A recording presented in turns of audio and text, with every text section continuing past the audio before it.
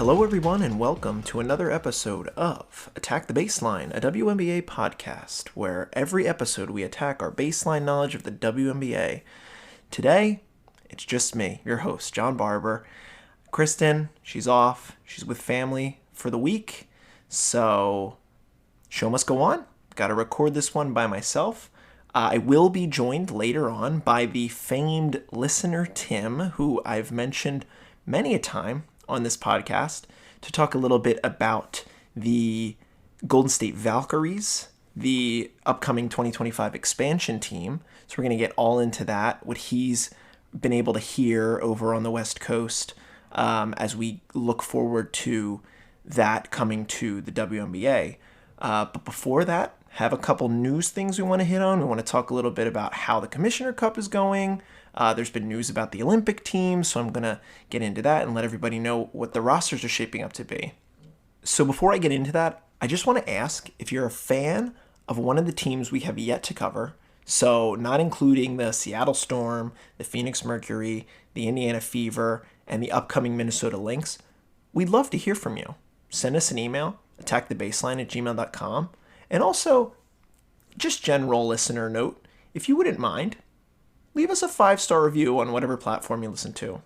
Be that Apple Podcasts, Spotify, Pocket Casts, any other one, iHeartRadio or whatever. If people use that, I don't think anybody uses that. But just do us a favor. Leave that. Helps the show. Helps us put out great content for you. And we're going to continue to love to do that. So just a little petition at the front of the show. So let's dig into the news. So we have our Olympic teams announced. Now, there are 2 Olympic formats that we'll be following this summer in Paris. There's the Olympic 3-on-3 team, and then there's the normal 5-on-5 team.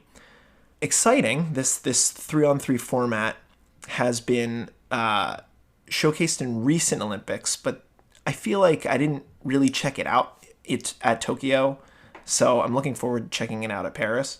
But our 3-on-3 team for the U.S. is 4 players. Cameron Brink, who we know, LA Sparks, rookie.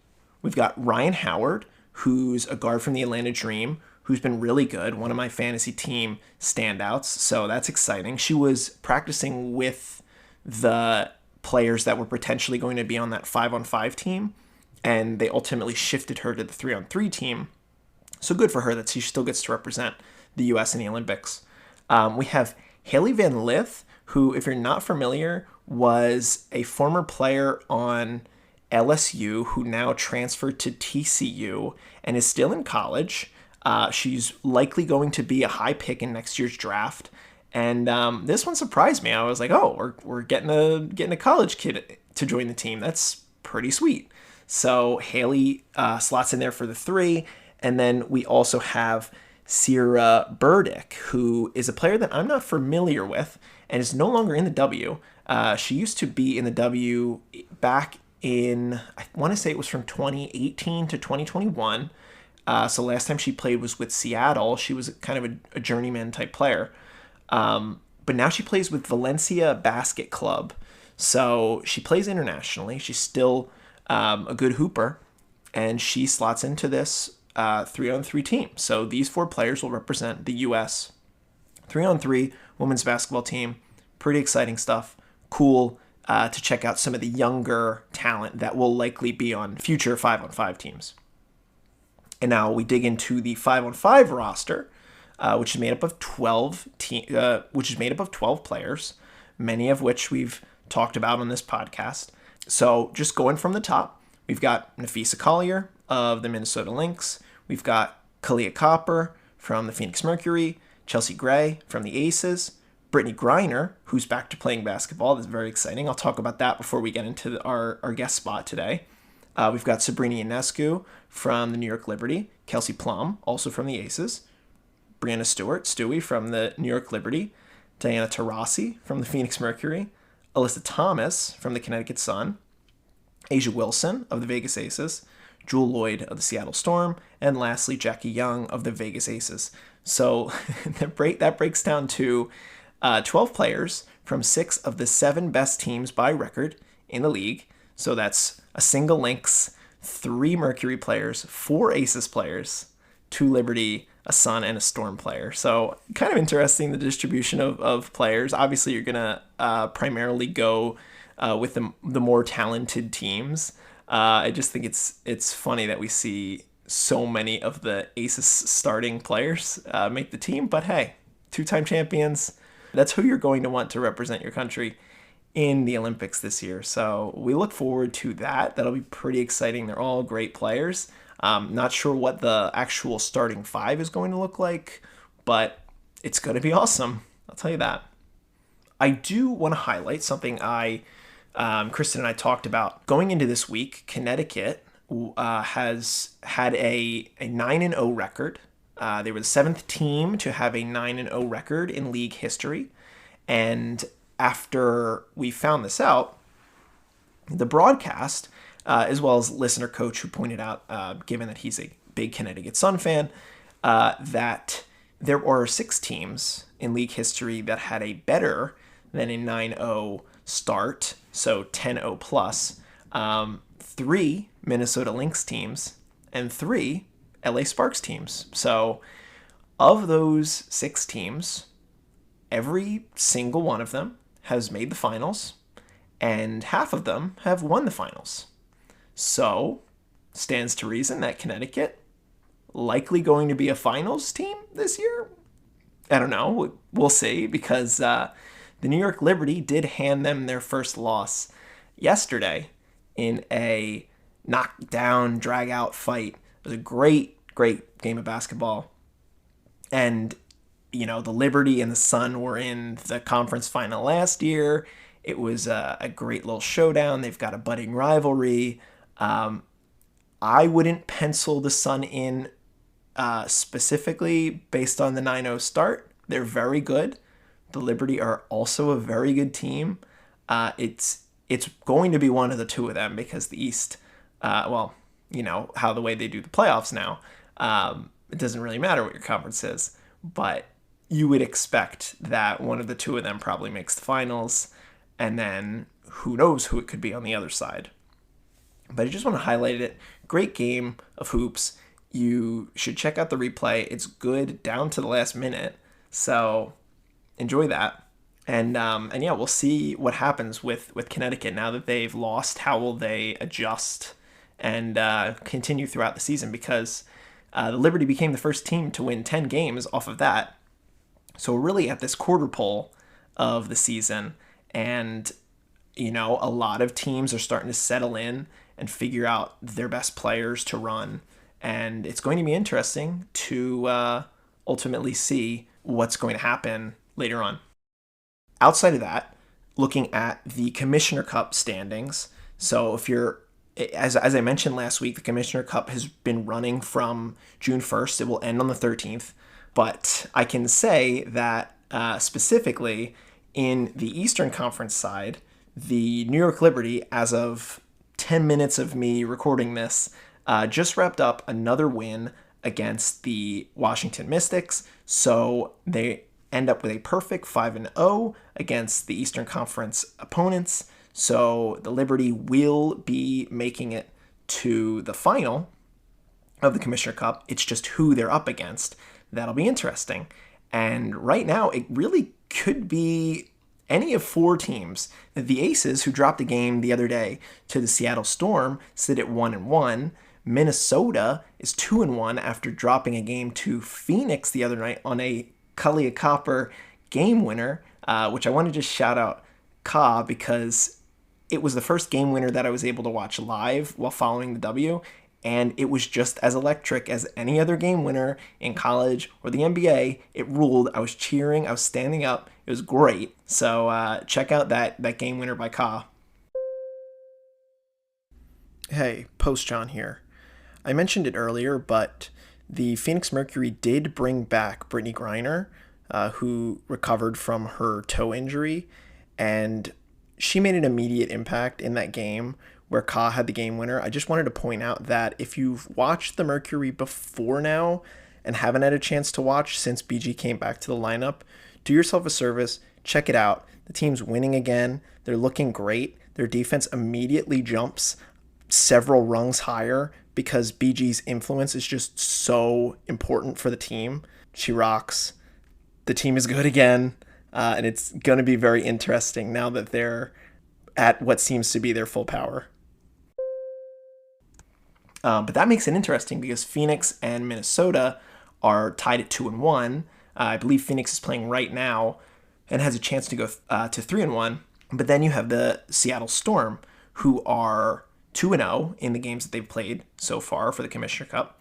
But they're going to have a string.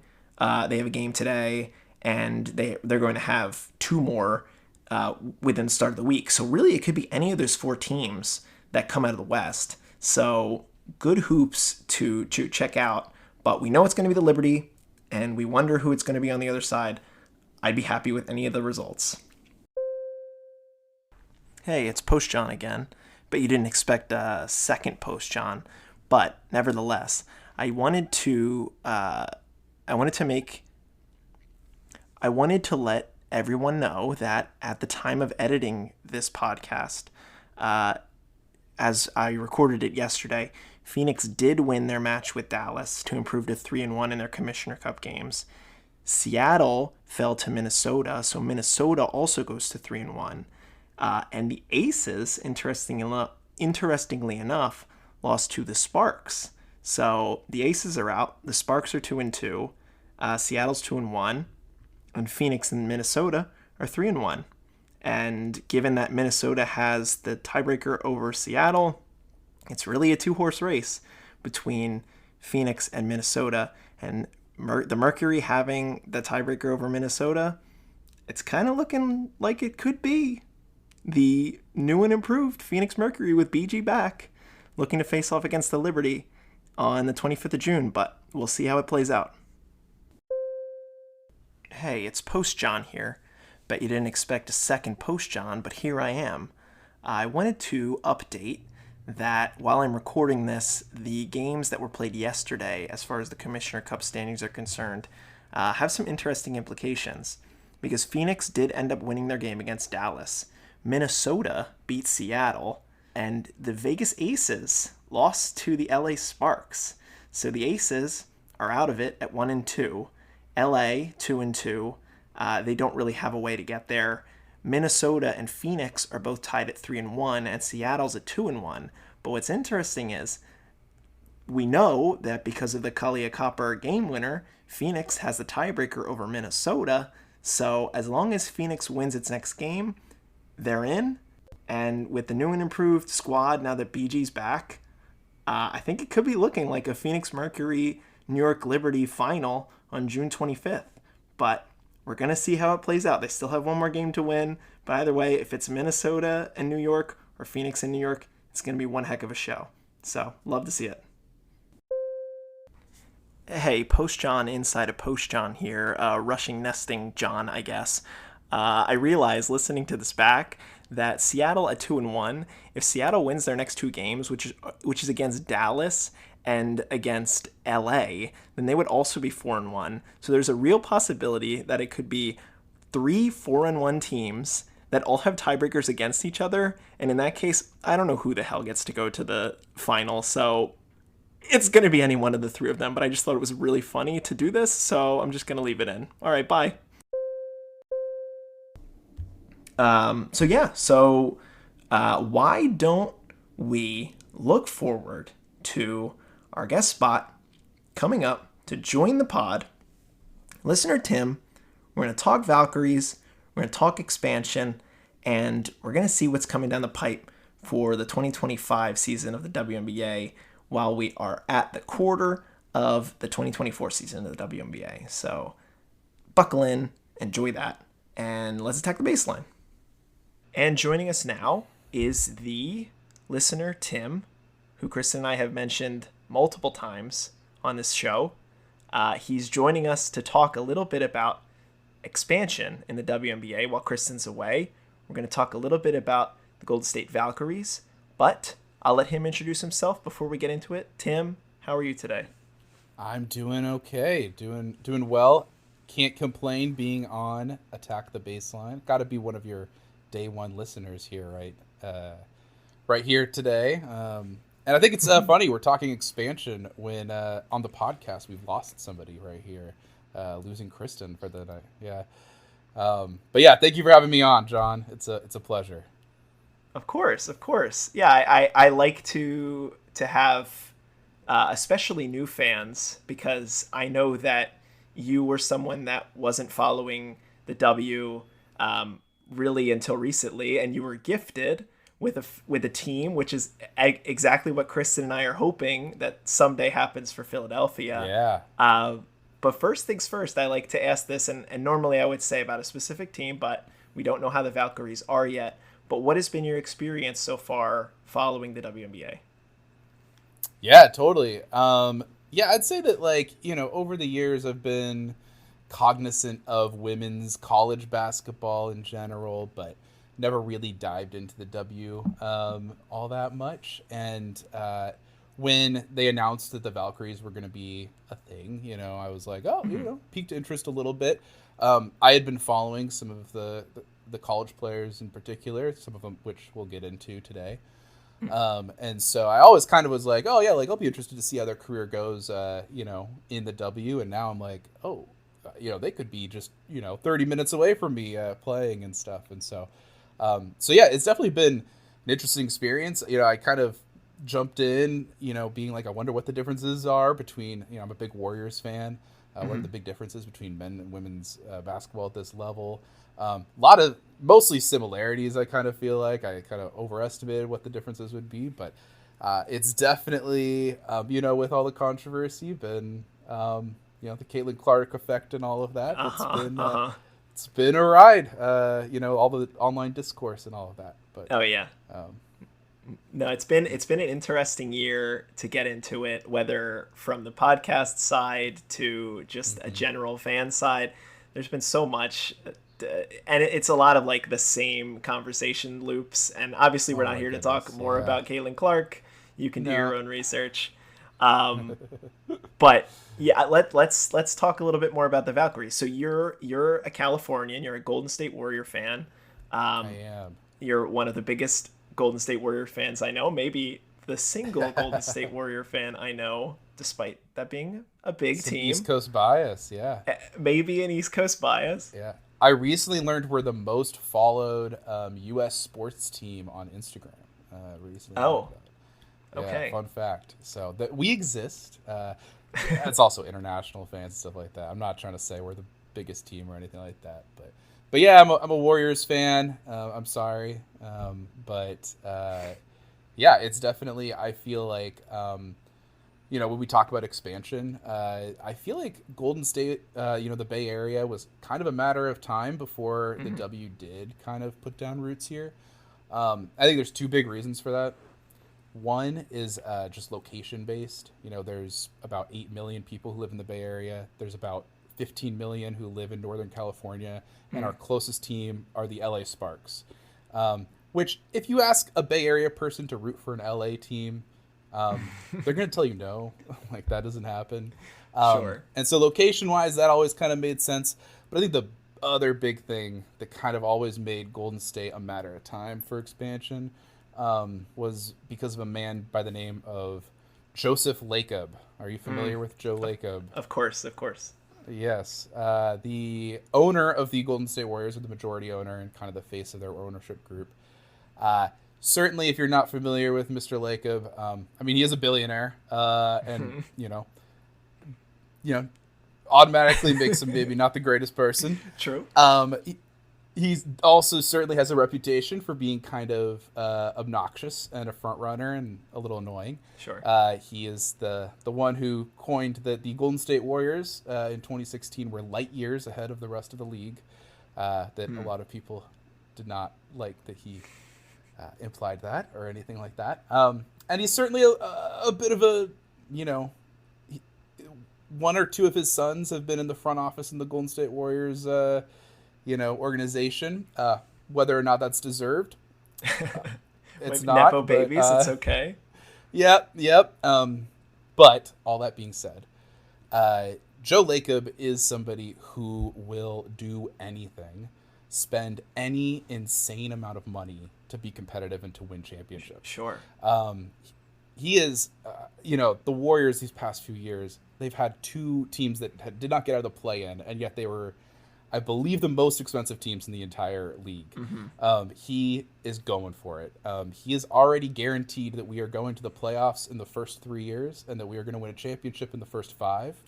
I'm watching the Indiana Fever because they're the only team that seems to be ever on, and I'm like, yeah, no, that's it seems pretty hard to kind of be competitive and win championships in this league, even after being terrible for 7 years, Yeah.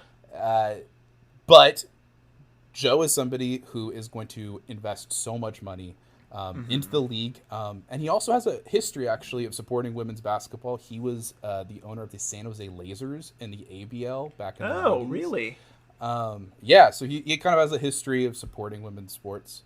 And the reality is that, like, for a billionaire, he is actually a good owner. He is somebody you want owning your team. Sure. Because he's not going to be cheap. He's not going to make taxpayers pay for his stadiums. He's going all in. He has a long-standing offer to buy the A's, which I always wanted him to do, but never materialized because of everything. But he's somebody you want owning your team, and he's somebody you want, like, investing in your league. And that investment fee is a big reason why they were able to afford charter flights this year. Yeah. For all of the teams. And so that's huge. So yeah, with the team coming, we're pumped. They're going to be playing in San Francisco, but headquartered in Oakland at the old Warriors facility, which is cool. I'm an East Bay guy, so I always love the Oakland connection as much as possible. So yeah, it's exciting stuff. Yeah. No, I was wondering, you said obviously that the Bay Area is excited. You said that he's promising championships a little early. Do you agree with that level of excitement, or are you kind of tempering your expectations? That's like, it's okay to lose, even though Golden State is always in this win now mode. Like, are you fine with that? Yeah, it's a good question. So one thing that he said too, I went back and was watching the GM announcement video, like press conference that he did. He was mentioning that with their G League team, they won a G League championship in the first 5 years, which I forgot that there were G League championships, but also, the year the Warriors were one of the worst run franchises in the entire NBA by quite a bit, right, until 2010 when he purchased them, or when he was, he doesn't own all of the Warriors, but he's the majority shareholder. And 2010, they buy the Warriors, and then 5 years later, they do win a championship. Here's the thing. There's no way that's happening to W. I would be absolutely shocked. No. And I'm okay with that. There's some sentiment I'll see from Warriors fans, especially some of the more, and Valkyrie fans by extension now, that maybe are a bit more front running. Maybe they also support a certain baseball team that won a lot in the 2010s. So they're kind of used to, like, oh yeah, of course we're going to win championships, where, championships are not, they're earned, and there's a lot of luck involved, and it's really difficult. And we are in a league currently in the WNBA where there's kind of just a few teams at the top who are way better than everybody else. And so to me, I actually, there's a lot of feeling from those fans though, that are kind of like, oh yeah, we're going to get these big free agents, and that's how we're going to do it. And for me personally, I'm kind of excited to watch a rebuild.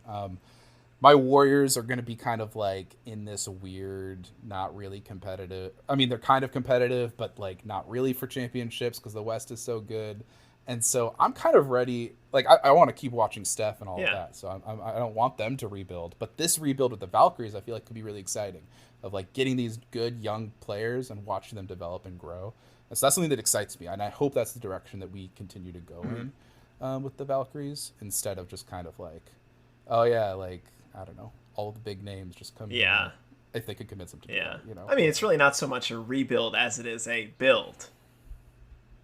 Yeah, there's nothing here. No, and it's like the experience checking out some of, like, when recent expansion teams or like teams that move from one city to another and start over, or that they get these premium top of the draft picks, and they're bad their first year, they're maybe bad their second year, but then they could be really good their third year. I mean, the case isn't holding for Indiana because they've had a lot of premium draft picks that haven't panned out. and It's you don't know what ridiculous, that's yeah. going to be coming down the road. But we don't know what the Valkyrie, what the Valkyrie's initial setup is going to be as far as draft capital, Mm-hmm. or even what the expansion draft is Yeah. going to be like. Now, I hope, you being a fan, you've brought a little detail for our listeners to learn a little bit about what that could look like in the league. Because expansion drafts, if you Yeah. haven't experienced it, listener, can shuffle a lot of things around. So what do we know so far about that? Yeah, yeah. I'd say if you're an NHL fan, you're expecting the Golden Knights, how their situation, in their expansion draft, they made the playoffs their first year. I think they made the finals their Oh first yeah, year. I I think don't so. remember. That's not how this goes. That's not how this will go. So the last expansion franchise was back in 2008 with Right. Atlanta, the Atlanta Dream. And how it's worked, and before that, the Sky were a few years before that. Um, Teams are allowed to protect 6 players, where in this expansion draft they cannot be drafted. But there's some caveats with that too.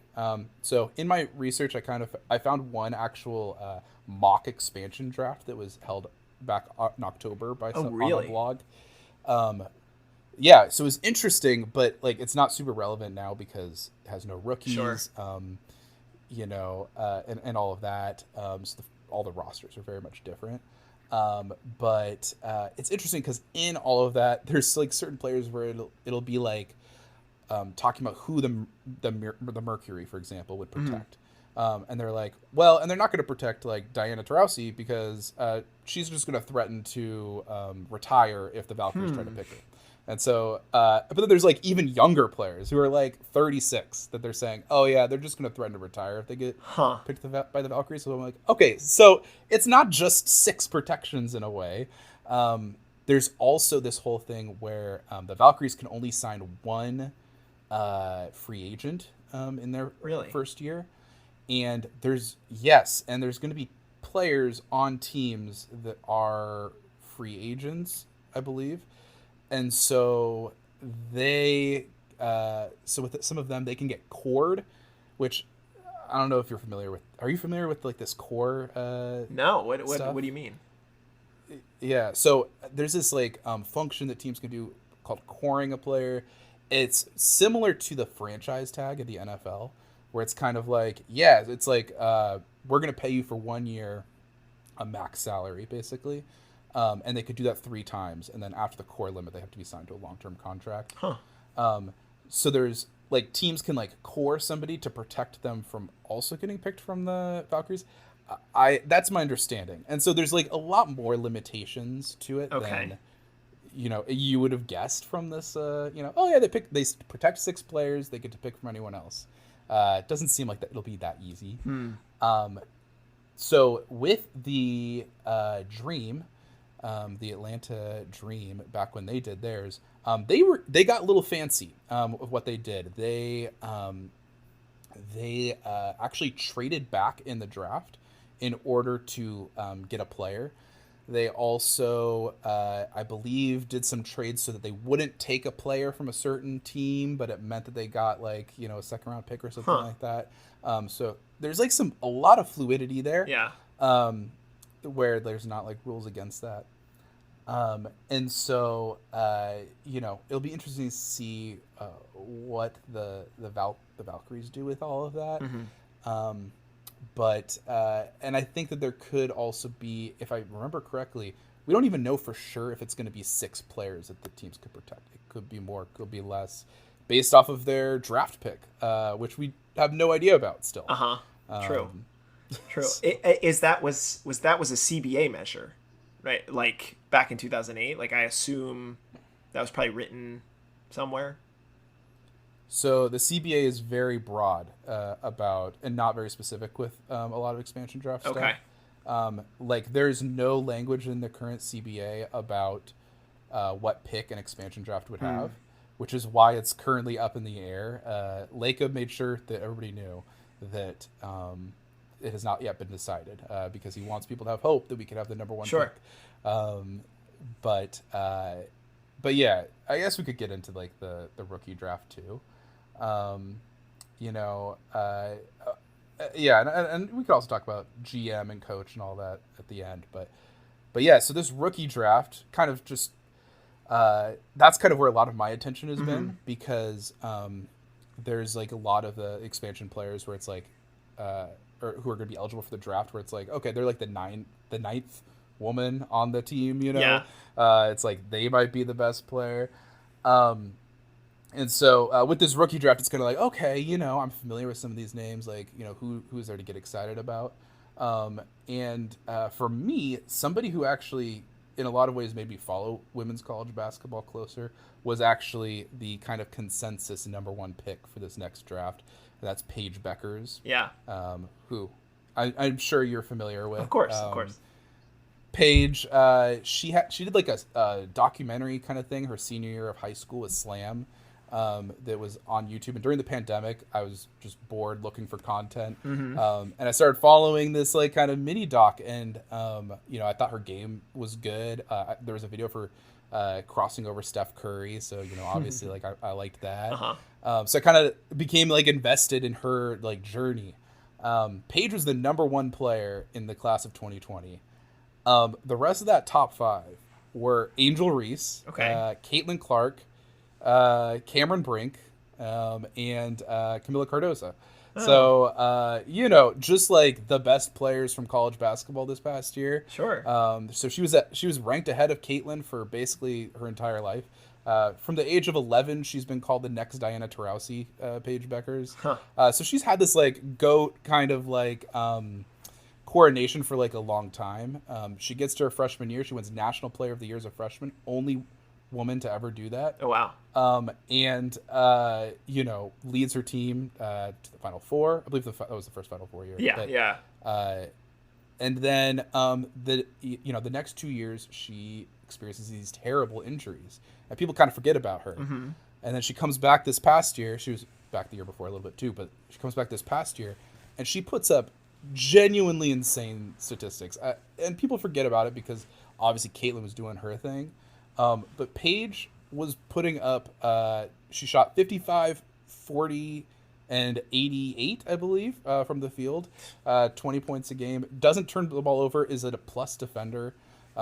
She is a high driver of efficient offense. I believe it was a 65% true shooting. She also, her entire team got hurt basically. And so she had to play the four after her being a one and a two for most of her career. So all that being said, a lot of Warriors fans would love to have Paige Beckers. She has kind of the same similar like Steph Curry quality of just kind of like not. Maybe people take issue with this, but she doesn't make things about her. Her SB speech, which like went viral, you know, like where she used her platform to elevate like black women and their lack of coverage. That just kind of like points to like the kind of character that she has, and that's just like what she does. She just like lifts up her teammates constantly.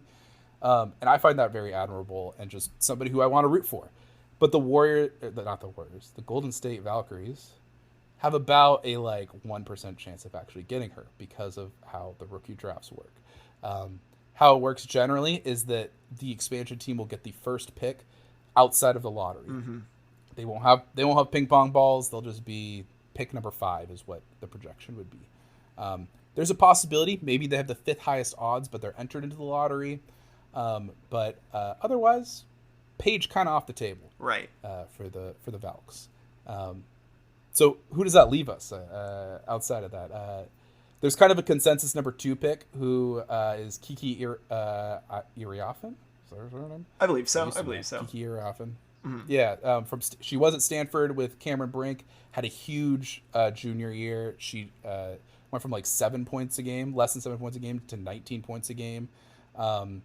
She had a 41-point game in the tournament. She has a lot of potential, and so a lot of people are projecting that forward. Not quite the defender that like her teammate Cameron Brink was, but she has a lot of tools at her disposal.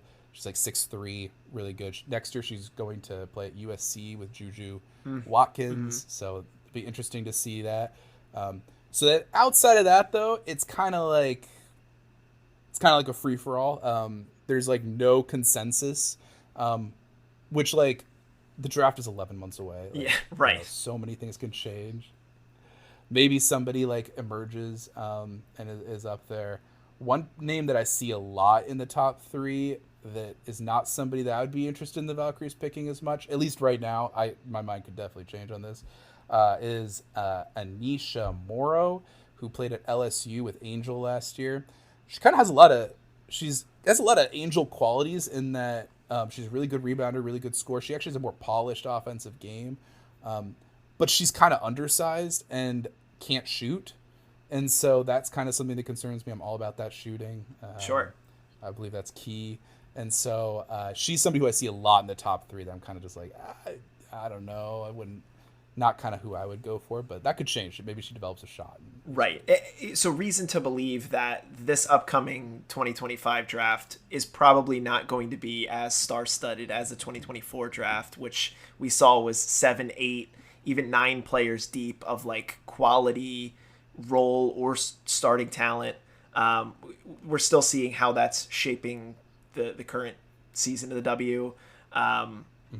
But, you never know who could fall to the 5th spot if it ends up being the 5th spot, or if the Valks get an opportunity to be in the lottery. Of course, as you said, there's still a chance. So, it is interesting. Do you? I was wondering about this too, because now we have the Toronto expansion looming for 26. Do you have any apprehension about how your Valkyries are going to go through this whole expansion process and build a roster, and then the next year going to have to protect? And I mean, I guess they'll have been an established team, so they'll be available to be in the lottery, but that's going to rattle them again. Do you think that's going to have any effect on how management does things, or are they going to for sure probably tank because the expansion of it all would be they couldn't try crazy. Right. Them trying is tanking. I actually think that Toronto is going to be in a more difficult position than the Valkyries. I think the Valkyries are actually getting in at a good time. The Toronto expansion team, assuming it's the same expansion rules for the Valkyries and the Toronto team, it's going to be difficult because it means that if they can protect 6 players, the Valkyries have picked all of the best players in theory that were not protected, and so it'll be kind of more watered down rosters that Toronto will be picking from. So that's my suspicion of an obstacle that Toronto is going to face in their initial expansion phase. Let's be clear. The Valkyries are not going to be good. Atlanta won 5 games, I think, their first year in existence. About right. They made the playoffs their second year. They had a winning record, fun fact. Hey. But I'm not expecting that's the way the Valkyries will go. So for Toronto, I think the biggest thing is going to be and what's huge for Toronto, I think, is getting in before that 2027 draft. That they will be eligible to get a top pick, and that draft is pretty loaded. I think at the top with Juju Watkins, Hannah Hidalgo is a beast. She's incredible. 4.5 steals as a 5'6" guard, while also putting up over 20 a game. So good. Fuwali from South Carolina, I hear is has a ton of potential. To be a star. Madison Booker was incredible this past year. There's a lot. This freshman year was the most productive freshman year I think that there ever has been, and so or at least up there. And so that's the good news for Toronto, I think, is it getting in so they'll have a top bites at that apple. Because if they get Juju Watkins, all of a sudden they might be leapfrogging the Valkyries in terms of their timeline. So that's good for them. And I will say about this draft. My understanding is that it's not as star-studded, for sure, but because it's full of a lot of fifth-year seniors who had their COVID year that they kind of used, and so my understanding is it's a pretty deep draft. Okay, you can get a lot of quality throughout, but it's not like I thought last year there was 2 clear blue chippers with Caitlin Clark and Cameron Brink. I say this like I actually like know that well, but based off of everything I've read and stuff like that. And this year, it's like there's 1.5 in my mind with Paige and Kiki. And then it does kind of like, there's just like a lot of question marks with everybody else. Right. Is my understanding. I will say one name. I'll say one name of somebody who I would love the Valkyries to draft. Is that next year or 26? This next year in 2025, who I think might be there with the 5th pick. Is somebody there's actually 2 people in my mind, both from the same team that I'd be intrigued about. One of them is Sonia Citron from Notre Dame. She's a 6'1" wing, kind of just do it all. 3-and-D, like connective, like player. I think that she can fit in on any team. She could probably play for a contender next year, like if she was on a contender. She's somebody that's kind of like, you're not painting yourself into a corner by drafting her. She's going to fit with whatever you end up doing. And so she's somebody who really intrigues me. She doesn't have the highest ceiling, but super high floor.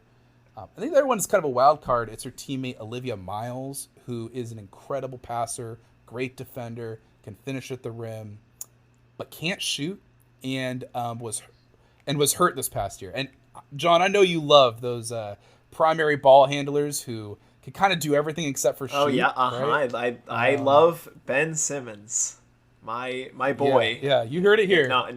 You guys don't can clip that. Clip. Don't clip that. Yeah. But there's a question mark too. You know, she's gonna be at least like kind of at least a backup point guard in the W. But the question is kind of like, you know, what did she do when she was hurt this past year? Did she like actually work on her shot? Did she improve that? Because if she could even get to this like that 33%, 34, 35% 3-point shooting, it's all of a sudden kind of like, okay, you have to at least acknowledge that she's there, right? You know, instead of, I think she's currently at like 23, 27%, something like that. But if she had a shot, she's probably number 3 in this draft already. And so it's kind of like a interesting wild card, I think, that I'd be intrigued if the Valkyries went in that direction. Right. So you kind of, like, if you're hopeful for her to be available, you want her to have the ability to shoot. But if she has the ability to shoot, then she probably won't be available. She won't be there. So it's a little bit of a catch-22. But, of course, you said 11 months away. These are prospects that we don't know what another year of college game will do for them. You never know with injuries and rise and fall of certain players. It'll be exciting. It'll be an interesting time for the W. But that's a lot of rookie talk. You mentioned that some stuff about potential coaching or GM. Like, what's that look like? Yeah, so team president her name is Jess Smith. She was previously with Angel City FC, so still in the women's sports realm, but with the football and with soccer. And their GM is her name is Ohema Nyanen, I believe is how you pronounce it. I know it's Ohema. And she was previously the assistant general manager at the Liberty. Oh, really? And so she's been there for a few years, which I always like, you know, just grabbing the people from these good organizations, well-run organizations. And before that, she was in USA Basketball as well. And so she's kind of really familiar with kind of the up-and-coming talent as well. And so she just seems like also like a really cool person. She seems super smart, like, and just like kind of chill too. She also was like the first general manager I've ever seen where I'm like, whoa, I think she's like 5 years older than me. That's weird to think about. I'm imagining, you know, like all these old guys, you know, as GMs. But the coach has not been decided yet. So there's kind of, from my research at least, it sounds like there's 2 names that are kind of rising to the top of like most likely to be the pick. One is Christy Tolliver, who is a former WNBA All-Star. Of course. She was the first WNBA player to, in the off-season, serve on a coaching staff in the NBA. She was with the Wizards, and she is now currently the assistant head coach for the Mercury. And so she's somebody who like seems like a really good player coach, really good coach in general too. But as a former player, you know how you have that connection. Yeah. And so she's somebody who I'd definitely be cool with. And the other person who I would be also very intrigued with that I see kind of as the top name on a lot of these lists, her name is Natalie Nakase. Apologies if I'm mispronouncing that. But she too is was one of the first women who served on on an NBA staff with I believe the Clippers. But now she is the assistant head coach at the Las Vegas Aces with Becky Hammon. And in my mind, Becky Hammon, like, from everything I've read, from everything I've seen too, Becky Hammon is the class of the league in terms of coaching. So drawing from that coaching tree is something that I think is huge. Like let's do that. You know, the Aces are the class of the league. Let's go in that direction. So nice. That's cool. I mean, yeah, they don't have to decide yet, but it's good that they have names that they're interested in. And I completely agree with you that, like, why would you not go get talent from the best teams in the WNBA? Yeah. Like, you're starting from scratch. You can probably have your pick of the litter. And I wonder if, I assume it's pretty appealing if you're, you know, taking the first job of a franchise that, you know, has never been around. I don't really know because I can't think of another context outside of like NHL, and I don't really follow that deep enough to know who was excited to be with the Knights or the Kraken when they expanded. But you weren't knee deep in all this in 2002 with the Texans. No. Yeah, when I was the Bobcats, right? Well, you're right. I could have. I should have done my research, but it's exciting regardless. Yeah, totally. For a lot of reasons. Like, there's plenty of reasons to maybe become a Valkyrie fan. I'm going to ask you the question that we ask all of our guests before we close out. But before that, just because Kristen wasn't here, do you have anything else that you really wanted to talk about before we begin to close out the interview? Yeah, I had one question for you because I gotta say, first of all, Attack the Baseline. I feel like when you guys first started, I was like, oh wow, like I know more WNBA than they do. And then like 3 weeks in, I was all of a sudden like, oh wow, they're like they know way more than me. So one question I have is kind of thinking about the expansion draft. Are there any like people who are like any players on like benches of these teams that you've been like, oh man, like in a larger role they'd be pretty interesting? Anybody who I should be excited about, like, oh yeah, maybe like if they were on my team or if they were on the Valkyries, like that would be kind of exciting? Anybody come to mind? Oh, that's a really good question. I'm trying to think of like if there's maybe some rookies. There was a name. Let me see. I have to do a fact check now. This is a great question, by the way. I do feel like my knowledge of these teams so far through these, however, 6 or 7 weeks that we've been following, are about 6 players deep. Yeah. So when we're talking about protecting 6 players, I'm like, who's their 7th? Yeah. But there was a player on the Liberty, her Phoebish. So she has been filling in while Courtney Vandersloot has been hurt, and they were talking about her in the game that was yesterday against the Sun.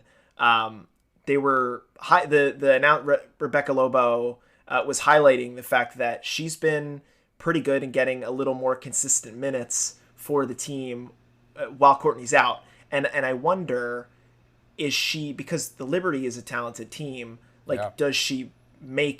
is that somebody that you would want to protect, like in an increased role, if she's able to get more time while Vandersloot is out and she looks good, but like the team is too good to be willing to protect her, then that's probably one of the names that come to mind. I'm sure there's a name that's like more obvious that falls out of favor, but she's like the immediate light bulb for me. Cool. I'm going to now go on a deep dive on her game and then be really excited. And then in December, we'll hear that she's protected. And then I'll be like, oh. One other thing I just wanted to say briefly that's kind of just kind of this looming thing over the league that I don't know if enough people know about is their whole CBA collective bargaining agreement that the women have with, or the players have with the league, can be voided this November and renegotiated. And if they decide to do that, and there's so with that, because they know that, currently, I don't know if you know this, but outside of rookie contracts, there are only 2 players in the entire league who are signed past, I think it's 2025. That is crazy. It's crazy. Opens up so many possibilities about free agency that there's a possibility that so much of the league landscape is going to be upended, and obviously there will be, I'm sure, ways for like the teams that the players are currently on for them to be able to pay them more in order to stay. But at the same time, I think that what's going to end up happening is the most player forward franchises are going to be the ones that are going to kind of benefit from this, of potentially getting a lot of star players to move to them. And so there's the other franchises that kind of are not as much, who are cheaping out on a lot of things, I think could be suffering. And so I'm not saying that the Valkyries are going to like all of a sudden get Asia Wilson and Breonna Stewart and all of a sudden be like, oh yeah, let's go to the Valkyries. I don't think that is going to happen because they're still going to be bad. But I will say, if there is one player who kind of could move a free agency wave towards the Valkyries, that's Sabrina Ionescu, who grew up just a few minutes from where I live now. Led Miramani High School to the state championship game as a senior. She has deep ties here, ties with the Currys as well. And if she were, for whatever reason, to want to come home, I don't think she would do that alone. And so that would be the one thing. I think it's like a 1% chance. But if there is kind of a move of free agency towards the Valkyries specifically, I think it's going to come from her. But otherwise, the league could just look so different in like 2 years. And that's kind of exciting. And so, I'm looking forward to that. I completely agree. It's a wild scenario that is like unlike anything that I've followed in any other sport. Seriously. So exciting times. Tim, I'll ask you this, the layup question, and I'm curious how you answer it. You've already pitched a lot. How would you sell a new fan of the W on becoming a Valkyrie fan? Yeah, I think it's pretty easy in the sense of, do you want to be on the ground floor of something? Do you want to start from the beginning? You get to see every single great player that comes through the organization. You get to like see, like it from the beginning. And I think that's really exciting and really fun. And so I know that we're on late at night, but if that's something that excites you, seeing kind of the genesis of this team, then I encourage you, join the Valks, the Valkyrie gang over here. I'm sure they'll come up with a nickname for our fandom at some point, but we'd love to have you. No, I what was the thing that if you haven't watched the intro video for the Valkyrie, it's really something special, and their logo design is great. Their colors are going to be great. It's awesome. I'm excited for them to join the league. I know you're excited too, Tim. So thank you so much for coming on to join Attack the Baseline to talk a little bit about that. We're going to see there's going to be a lot of news coming very soon. So thanks again. We'll have to have you on when they start playing games. When there's actually a team. Yes. Yeah. I would love to. Yeah. Thank you so much for having me on, John. John and Kristen are the best. Nobody would believe how we know each other if we told them. That's for another podcast. Oh, like a whole nother feed probably. But thank you so much for having me on. And I, just so you know, I'm hoping and praying for that Philly expansion team in 2028 or thank you. 2027. I would love to have this little rivalry with you, with our two teams that are both, like 6 and 30 or whatever. Or two bad franchises. The fingers are continued to stay. They're still crossed. They will continue to be crossed. But yes, again, thank you, Tim. And let's put a bow on that. Awesome. So that was great.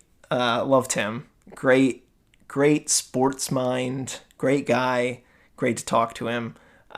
Excited to see what comes out of the West Coast, out of California, when you add a new team into the mix. The Valkyries will be cool. Love an expansion draft. Can't wait to see how that redefines the W, especially as a new fan. We're going to see a lot of these players that we're learning for the first time shuffle all around the board. It's going to be sweet.